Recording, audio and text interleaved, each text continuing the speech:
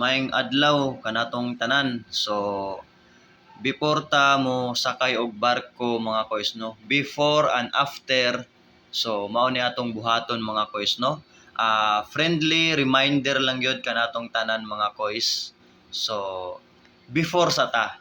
So before mga koys, sa di pa ta mo sakay og barko, igsulod nato sa rampa or unsa nga barko inyong gisakyan, naa na siya accommodation ladder. Among barko mga koys is Roro passenger me, so roll on roll off. So naami rampa. So, mao ni inyong buhaton mga koys no. Before, kung kabantay mo mga koys na basa-basa ang deck nato, basa. So mag-amping jud ta kanunay. So naa man ay mga designated colors ang deck nato.